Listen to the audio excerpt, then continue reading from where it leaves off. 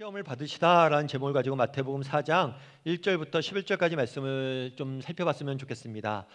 우리는 다 믿음이 있죠. 믿음이 있는데 우리도 믿음이 있지만 하나님을 믿지만 세상을 살면서 시험에 빠지는 경우들이 있는 것 같아요. 여러분들 시험에 빠진 적이 있으세요? 지난 주간? 또 살면서 시험에 많이 빠지는 것 같아요? 나는 시험에 빠진 적이 한 번도 없다. 그게 문제예요. 그게. 인식조차 못하는 거죠. 자기가 시험에 빠졌는데도 빠졌는지도 모르고. 사실 시험에 대해서 바라보는 극단적인 예들이 몇 가지 있죠. 대표적인 예는 아마 그런 게 아닐까 싶어요. 도피, 도망가는 거예요. 한때 기독교에서도 그런 움직임들이 있었어요. 세상에 살다 보니까 너무 죄를 많이 짓는 거예요. 야, 안 되겠다. 세상 다 끊고 살자. 산속으로 들어가는 거죠. 산속으로 들어가서 믿는 사람들끼리 모여서 사는 거예요. 그런데 재밌는 건 세상 모든 걸 끊고 산속에 들어가서 동굴 속에 들어가서 혼자 살아도 그 안에서도 뭐가 있어요? 시험을 경험하게 되는 거예요. 사실 세상으로 도망가서 시험을 안 받을 수 있다면 도망가면 좋죠. 그런데 그런다고 시험에 안 빠지는 게 아니에요. 뿐만 아니라 또 한 가지 방법 중에 하나는 뭐냐면 그런 거죠. 무시하는 거예요. 무시. 여러분 비행기가 뜨잖아요. 비행기가 쭉 뜨면 대기권을 지나서 대기권 위로 올라갑니다. 그럼 더 이상 대기권에서 부는 바람이나 폭풍이나 영향력을 안 받는 거예요.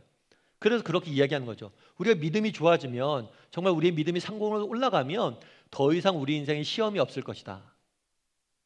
그런데 이것도 착각이에요. 오늘 본문에 보면 예수님이 시험을 받으셨어요. 예수님이 누구세요? 하나님의 아들이시죠. 예수님만큼 우리 중에 믿음이 좋은 사람 있나요? 예수님이 믿음이 좋지만 하나님의 아들이지만 시험 받았어요. 그러니까 우리는 누구나 믿음이 좋건 말건 간에 시험을 받게 되어 있어요.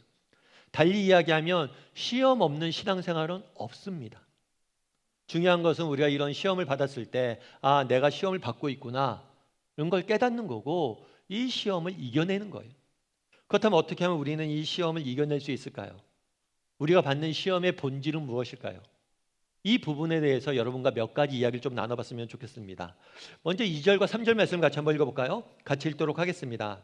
40일을 밤낮으로 금식하신 후에 줄이신지라 시험하는 자가 예수께 나와서 이르되 내가 만일 하나님의 아들이거든 명하여 이 돌들로 떡덩이가 되게 하라.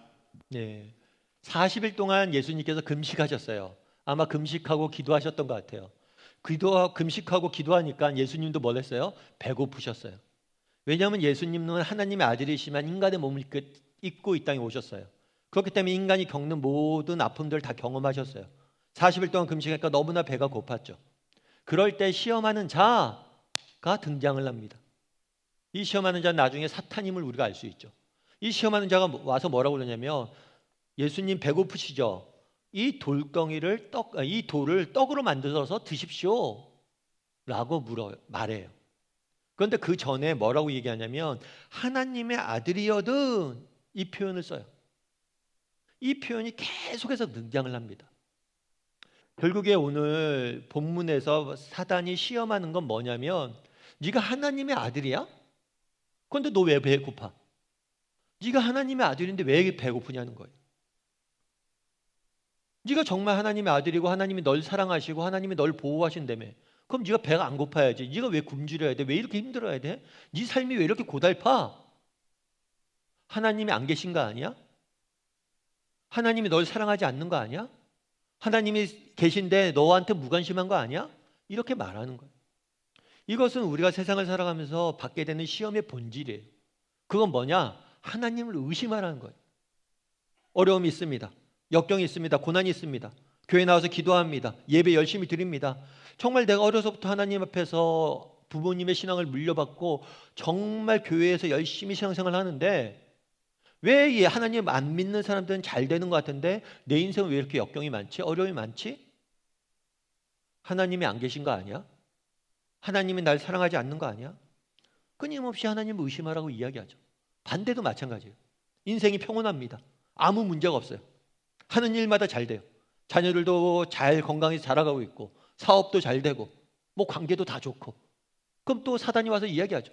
평온할 때 야, 너 인생 잘 되잖아. 하나님 없어도 잘 되잖아. 하나님 왜 필요해? 너 인생 문제가 없는데? 그냥 살던 대로 살아. 왜 하나님 가서 예배 드리고 믿어? 평온할 때는 평온한 대로 하나님을 의심하게 만들어요. 하나님 없이 너 잘 살 수 있어. 인생에 문제가 있으면 야 하나님인데 인생에 문제가 왜 있어 너한테. 끊임없이 세상은 뭘 하라고 유혹하는 거예요? 하나님을 의심하라는 거예요. 하나님의 아들이거든.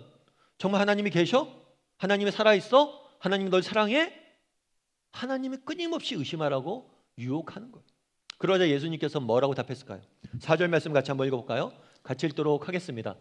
예수께서 대답하여 이르시되 기록되었으되 사람이 떡으로만 살 것이 아니요 하나님의 입으로부터 나오는 모든 말씀으로 살 것이라 하였느니라 하시니. 예, 예수님이 이야기하는 거예요. 뭘 얘기하냐면 사람이 떡으로만 살 것이 아니다. 떡으로만이라고 되어 있잖아요. 예수님은 정말 하나님은 우리의 인간적인 필요, 육적인 필요를 누구보다 잘 아십니다. 왜냐하면 경험하셨잖아요. 예수님이 오셔서 얼마나 배고픔이 얼마나 힘든지, 정말 이 땅에 사는 것들이 얼마나 힘든지 아세요. 그렇기 때문에 우리의 육적인 필요를 채우길 원하십니다. 그런데 중요한 건 뭐냐면 떡으로만 살 수 없다는 거예요. 육적인 필요를 아시고 채우길 원하시지만 더 좋은 것들, 더 중요한 것들을 우리에게 주길 원하세요. 그건 뭐예요? 하나님의 말씀, 영적인 것들이. 그래서 이 하나님의 말씀, 영적인 것들을 위해서 때로는 육적인 배고픔을 허락하실 수 있다는 거죠. 하나님이 주시는 깊은 은혜 안에 들어가기 위해서 때로는 배고프고 굶주리고 고난이 역경이 우리 인생에 있을 수 있다는 거예요. 사실 고통의 문제만큼 어려운 게 없습니다. 많은 사람들이 하나님 고통 앞에서 신음하게 되죠. 사실 제가 이렇게 사람들 쭉 보면 고통이 없는 사람은 없어요. 예를 들어서 객관적으로 굉장히 유복한 환경에 삽니다. 좋은 환경에 살아요. 그래도 그 인생을 깊이 들여다보면 뭔가 고통의 그림자가 드리워져 있어요. 또 어떤 사람은 신앙이 좋습니다. 정말 3대째 예수님을 믿어요. 정말 선교사의 아들이.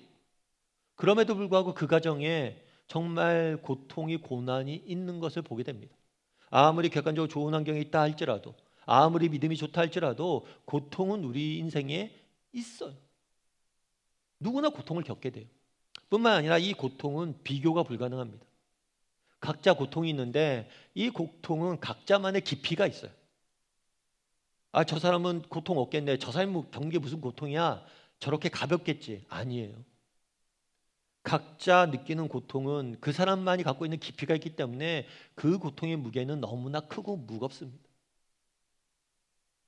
우리는 누구나 고통을 받고 살아가게 돼 있어요. 그리고 이 고통 속에 있다 보면 우리도 자연스럽게 뭘 할 수밖에 없어요? 하나님에 대해서 의심이 들 수밖에 없죠. 내가 하나님을 정직히 섬겼습니다. 하나님 나라를 위해서 헌신합니다. 평생을 하나님 외면하지 않고 살아가요. 그런데 너무나 많은 어려움들이 내 인생에 끊임없이 이어지는 거예요. 한 곱이 넘어서 살만하면 또 한 곱이 전혀 예상치도 못했던 문제가 터지고 정말 끊임없는 거예요. 그러다 보면 과연 하나님 계신가? 라는 의심이 우리에게도 들 수 있다는 거예요. 그런데 이런 고통 가운데 우리가 생각해야 할 게 있어요. 첫 번째는 뭐냐면 우리가 고통 중에 있을 때 우리와 함께 고통을 당하시고 우리와 함께 고통을 경험하시고 또 우리를 돕길 원하시는 분이 계시다는 거예요. 오늘 본문에 보면 예수님이 배에 고팠다라고 이야기합니다. 예수님은 하나님의 아들이에요. 그런데 왜 배고팠어요? 예수님은 단순히 배고픈 것뿐만 아니라 이 땅에 오셔서 수많은 고통과 역경들을 경험하셨어요. 고난 중에 우리는 하나님이 우리를 버리신 것처럼 느껴요. 예수님도 그런 느낌을 받으셨어요. 십자가 위에서 엘리 엘리 라마 사박다니, 하나님이 어찌하여 나를 버리셨나이까? 하나님이 안 계신 거 아닙니까? 왜 절 버렸습니까? 예수님도 외쳤어요. 고통 중에 우리가 얼마나 힘들고 어려운지 알고 계시다는 거예요. 그렇다면 왜 예수님께서 이런 고통을 당하셨냐는 거죠. 히브리서 4장 15절 16절은 이렇게 이야기합니다. 한번 같이 읽어볼까요? 우리에게 있는 대제사장은 우리의 연약함을 동정하지 못하실 이가 아니요 모든 일에 우리와 똑같이 시험을 받으신 이로되 죄는 없으시니라. 그러므로 우리가 긍휼하심을 받고 때에 따라 돕는 은혜를 얻기 위하여 은혜의 보좌 앞에 담대히 나아갈 것이니라. 예. 우리에게 있는 대제사장은 예수님이에요. 예수님은 우리와 똑같이 모든 시험을 받으셨어요. 모든 고통을 경험하셨어요. 왜요? 동정하지 못할 짓이가 아니다. 이 동정하다는 것은 공감하다는 거예요. 우리가 느끼는 아픔과 상처와 정말 마음의 깊은 상처와 그 하나님의 버림받은 것 같은 그 모든 경험들을 예수님이 동일하게 하셨어요. 왜요? 우리와 공감하게 하기 위해서. 다르게 말하면 내가 안다라고 이야기하기 위해서. 예수님께서 우리의 아픔을 아십니다. 뿐만 아니라 돕는 일 죽길 원하세요. 돕길 원하세요. 정말 우리의 아픔을 아시고 우리를 돕기 원하시는 예수님이 계시다는 사실을 기억하셔야 돼요. 제가 옛날에 어떤 책에서 읽은 이야기인데요. 하와이에 어떤 의사 선생님이 가서 의료 봉사를 했어요. 의료 봉사를 하는데 특별히 어디에 가서 했냐면 한센병 사람들이 모여 있는 곳에, 문둥병 사람들이 모여 있는 곳에 가서 봉사를 했어요. 오랫동안 봉사를 했어요.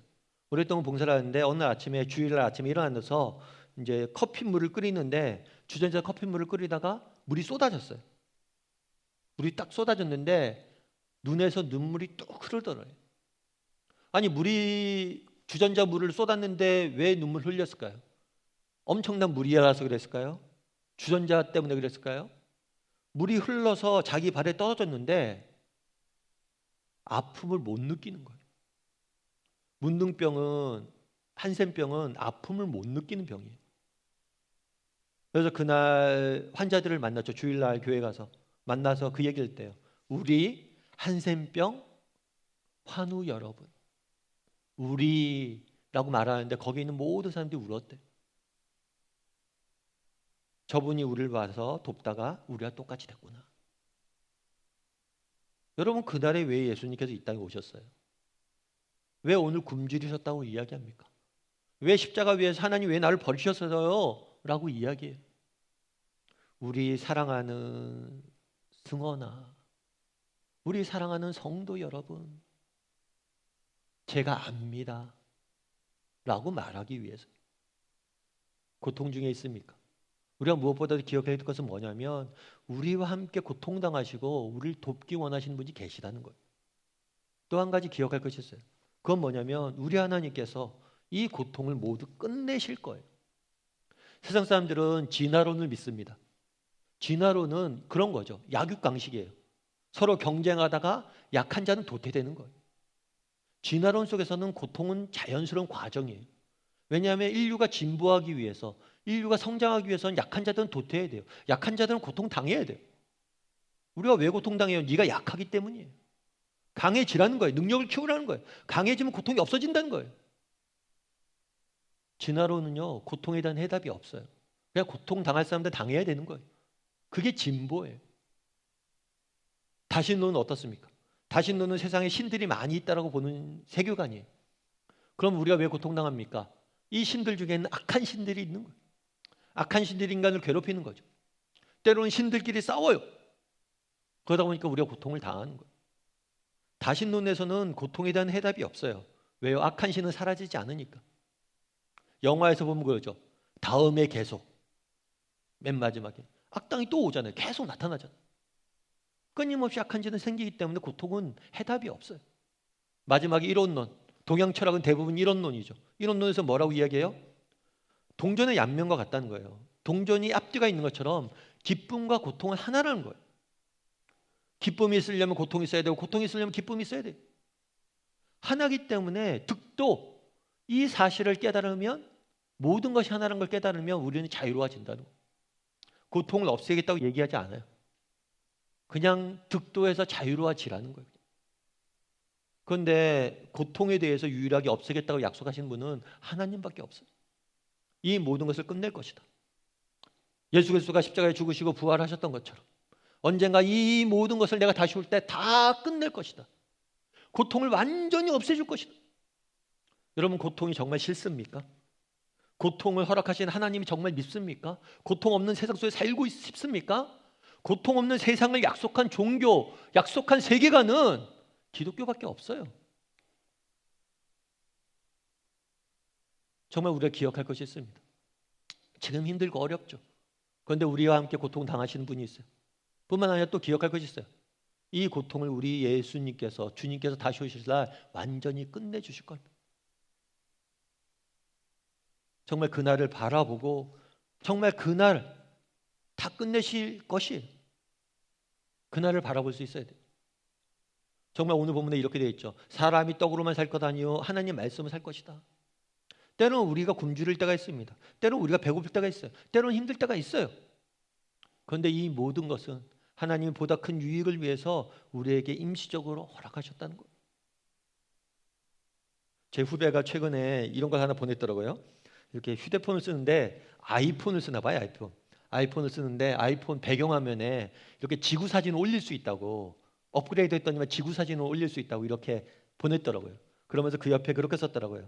하나님의 크심을 생각하며 살아가기로 했습니다. 참 그거 보고 되게 좋더라고요. 그렇잖아요. 정말 이 세상 모든 만물을 만드신 분이 누구예요? 우리 하나님 얼마나 크신 분이세요? 우리 하나님 얼마나 지혜로운 분이세요? 그 크신 하나님께서 그 지혜 가운데 우리에게 임시로 고통을 허락하실 때가 있어요. 세상은 끊임없이 하나님을 의심하라고 이야기합니다. 그럴 때마다 우리가 정말 눈을 들어 하늘을 보고 하나님의 크심을 생각하고 하나님을 신뢰할 수 있어야 돼요. 세상은 하나님을 의심하라고 말하지만 고통 중에 있거나 평안 한 중에 있거나 하나님을 신뢰할 줄 아는 사람이 되었으면 좋겠어요. 그래서 이 친구 메시지 받고 저도 배경화면을 지구로 바꿨습니다. 그리고 보면서 그래, 핸드폰을 볼 때마다 하나님은 크신 분이야. 내 생각보다 크신 분이야. 여러분도 마음이 동하시면 이번 주만 휴대폰 배경화면을 바꾸시기 바랍니다. 여러분이 생각할 수 있는 가장 크신 하나님의 작품, 산이 돼도 좋고 별이 돼도 좋고 하늘이 돼도 좋고 그걸 보세요. 음식 사진만 너무 보지 마시고 그런 거 보시고 정말 하나님의 크심을 묵상할 수 있었으면 좋겠어요. 그리고 하나님의 크심을 바라봄으로 하나님을 신뢰할 줄 아는 저와 여러분이 되기를 주님의 이름으로 소원합니다. 두 번째로 받은 시험이 뭐냐면 5절과 6절 말씀 같이 한번 읽어볼까요? 같이 읽도록 하겠습니다. 이에 마귀가 예수를 거룩한 성으로 데려다가 성전 꼭대기에 세우고 이르되 내가 만일 하나님의 아들이여든 뛰어내리라. 기록되었으되 그가 너를 위하여 그의 사자들을 명하시리니 그들이 손으로 너를 받들어 발이 돌이 부딪히지 않게 하리로다 하였느니라. 예수님을 거룩한 성 꼭대기에 데려갔어요. 그 다음에 뛰어내리래요. 뛰어내리면 뭘 할 거라고요? 하나님이 천사들을 보내서 널 지키고 보호해줄 거 아니냐. 그리고 성경에 그렇게 기록되어 있지 않냐. 이렇게 이야기한 거예요. 여러분 맞죠? 하나님은 우리를 사랑하십니까? 사랑하시죠. 하나님은 우리를 보호하세요? 보호하세요. 야, 하나님이 널 사랑하고 널 보호하는데 뛰어내려. 하나님 지킬 거야.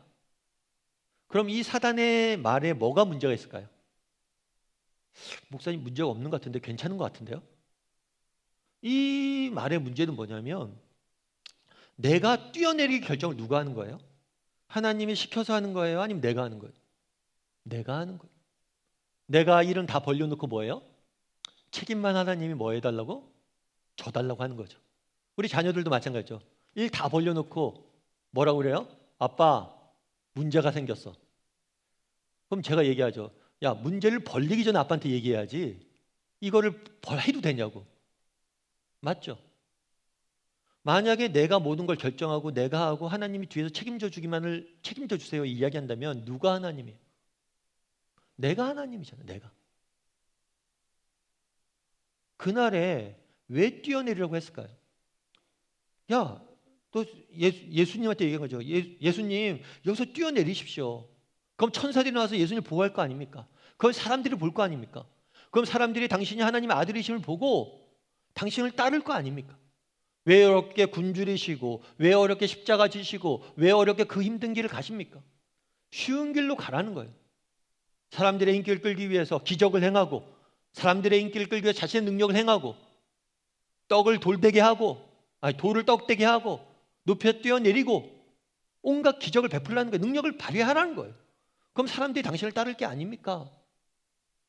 사실 그렇죠. 하나님이 원하셨던 예수님이 가라고 한 길은 뭐예요? 십자가의 길이잖아요. 고난의 길이잖아요. 그 길을 가지 말고 쉬운 길로 가라고 이야기하는 거예요. 그러자 예수님께서 뭐라고 이야기해요? 7절 말씀 같이 한번 읽어볼까요? 같이 읽도록 하겠습니다. 예수께서 이르시되 또 기록되었으되 주 너의 하나님을 시험하지 말라 하셨느니라 하시니. 또 기록됐을 때 뭐라고요? 주 너의 하나님을 시험하지 말라. 누가 하나님이냐는 거예요. 여러분, 하나님이 하나님이세요? 내가 하나님이에요?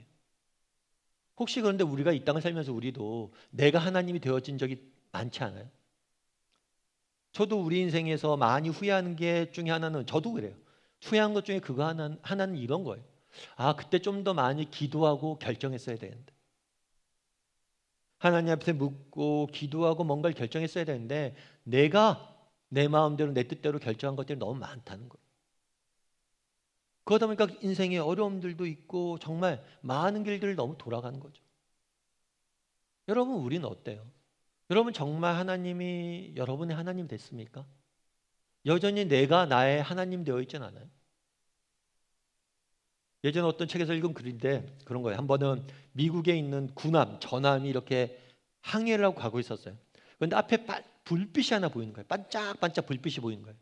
그 얘기한 거 전함에서 무전을 넣었어요. 아, 우리는 이런 배인데 우리 항로에 니네가 있으니까 비켜라. 그때 그쪽이 얘기하는 거예요. 못 비킨다고. 야, 우리 군함에는 암흑의 제독이 있어. 그럼 너 직급이 뭐야? 2등병인데요. 그럼 네가 비켜야지. 장군의 말을 들어서 네가 비켜야지. 그래서 계속 실갱이를 하는 거예요. 근데 나중에 그쪽에서 얘기하는 거 못 비켰다고. 너 도대체 왜 못 비켜? 그랬더니 그쪽에서 뭐라고 그래요? 저희는 등대입니다. 그렇죠. 등대는 못 비키죠. 등대가 비켜야 돼요? 배가 비켜야 돼요? 배가 비켜야 돼요. 여러분, 우리가 운전할 때 그런 경우 있잖아요. 저희도 이제 교육책들 어디 갈 때 보면 운전을 누가 합니까?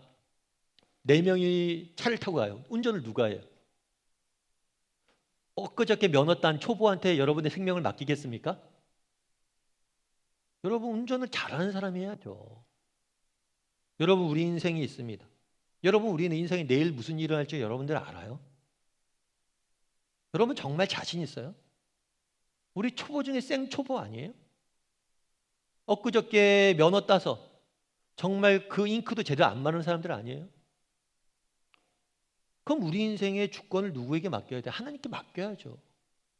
먼저 물어보고 조언을 구하고 그분이 우리의 하나님 되게 하셔야죠. 그런데 우리는 어떻습니까? 내 인생이 내가 주인이 돼서 내가 원하는 것, 내가 바라는 것, 내가 이루고 싶은 것들을 추구하고 살아가고 있지 않아요? 정말 그래서 행복해졌습니까? 그래서 여러분 인생이 정말 만족스러워요? 여러분이 얻었던 것들, 여러분 추구했던 것들, 그것들이 여러분의 진짜 참된 기쁨과 만족을 줬어요? 여러분 한번 돌아보세요. 누가 우리의 하나님 되어 있는지. 정말 우리의 하나님, 하나님이 하나님이 되셨으면 좋겠어요. 그분께 우리의 인생을 맡겼으면 좋겠어요. 왜요? 그분이 나보다 나를 더 사랑하시잖아요. 나보다 나를 더 잘 아시잖아요. 그분이 나보다 더 지혜롭잖아요. 더 능력이 있잖아요. 그럼 그분에게 물어야죠.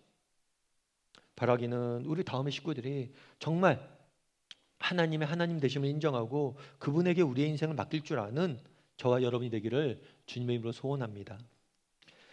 마지막으로 우리 8절과 9절 말씀 같이 한번 읽을까요? 같이 읽도록 하겠습니다. 마귀가 또 그를 데리고 지극히 높은 산으로 가서 천하 만국과 그 영광을 보여 이르되 만일 내가 엎드려 경배하면 이 모든 것을 내게 주리라. 네, 천하 만국과 그 영광을 보여줬다라고 되어 있습니다. 아마 이런 거겠죠. 세상은 나름의 영광이 있어요. 천하 만국의 영광이라고 했잖아요. 세상은 영광이 있어요. 예를 들어서 성공, 명예, 부, 아름다움 이런 것들은 나름의 가지고 있는 영광이 있어요. 왜일까요? 그걸 만드신 분이 하나님이시기 때문이에요. 세상을 지으신 분이 누구십니까? 하나님이세요. 하나님이 이 세상을 아름답게 지으셨어요. 그래서 우리는 아름다움을 추구하는 거예요. 미를 추구하는 거예요. 아름답게 만드셨기 때문에 그 안에는 아름다움이 담겨져 있는 거예요. 그래서 우리는 그것들을 누릴 줄 알아야 돼요. 아름다움을 누릴 줄 알아야 되고, 전 그래요. 그리스도인들이 열심히 세상 속에서 알아서 살면서 성공하길 원합니다. 정말 인정받길 원하고 영향력을 갖길 원해요. 정말 그것에 있는 영광을 우리가 누릴 수 있어야 돼요. 그런데 문제는 뭐냐? 오늘 본문에 이렇게 돼 있어요. 내가 만일 엎드려 경배하면 그 영광을 경배하는 게 문제예요. 그것이 전부가 되는 게 문제예요. 여러분 정말 성공해야 됩니다. 우리가 열심히 노력해서 좋은 대학교도 가야 되고 열심히 직장생활해서 인정도 받아야 되고 정말 영향력 있는 위치에 올라가야 돼요. 그런데 문제는 그것이 우리의 인생의 전부가 되면 안 돼요. 전부가 되는 순간 그것은 파괴적으로 변합니다. 영광이 아니라 아름다움이 아니라 파괴적으로 변하게 돼 있어요. 그건 여러분들도 느꼈을 거예요. 여러분 한번 정말 여러분들이 무엇인가 추구해 보십시오.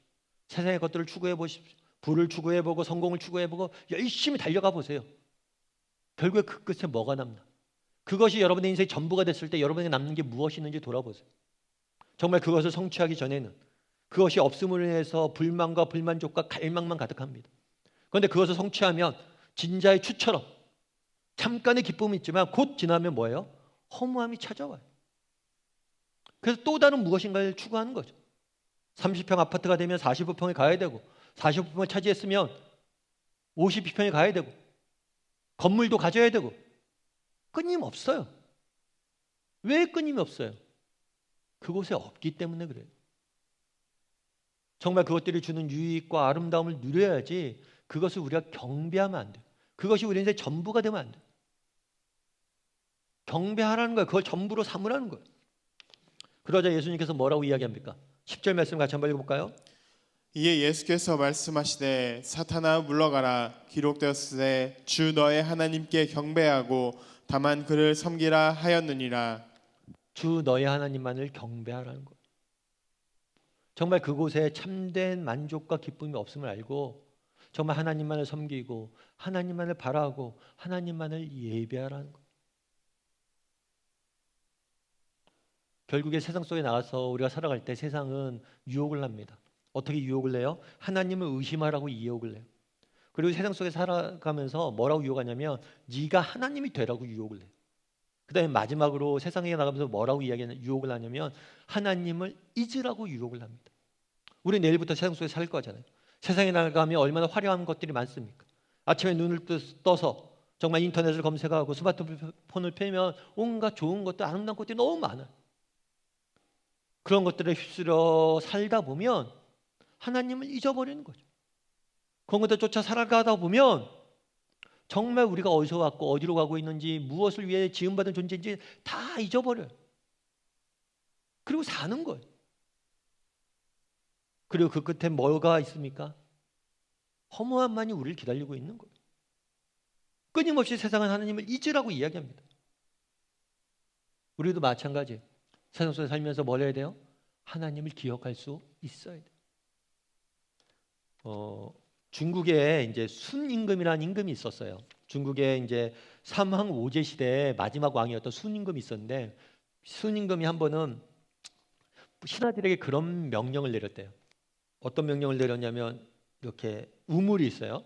우물이 있는데 물을 이렇게 떠서 망태기 아세요? 망태기? 옛날에 보면 이렇게 노끈 같은 걸로 이렇게 묶어서 엮어서 만든 집신 같은 걸로 엮어서 만든 그런 망태가 있어요. 이건 또 구멍이 펑펑 뚫려져 있는 거예요. 여기다 우물을 담으라고 명령을 한 거예요. 그러니까 신하들 입장에서는 이상하죠. 망태기에 물 담아봤자 물이 다 빠져나가는 거예요. 물을 담을 수가 없는 거예요. 그러다 보니까 신하들이 그것들을 안 했어요. 그런데 유독 한 신하만이 그래도 왕의 명령이니까 해야지 라고 해서 우물물을 계속해서 망태기에 담았어요. 아무리 그렇게 해도 망태기에 물이 하나도 안 남죠. 망태기가 텅 빈 거예요. 왕이여 망태기가 텅 비었습니다 라고 이야기한 거죠. 그런데 왕이 그런 얘기를 한 거예요. 내가 우물물을 퍼서 망태기에 부으란 것은 망태기에 물을 담으란 게 아니라 우물물을 푸란 거야. 우물물을 한번 봐봐. 우물물을 푸다 보니까 어떻게 우물물이 다 말랐죠. 말랐는데 그 안에 뭐가 있었냐면 황금을 넣는 거예요. 왕이. 그러면서 그 얘기를 하는 거죠. 때로는 내가 어떤 명령을 했을 때 그것이 이해가 안 될 때가 있다는 거예요.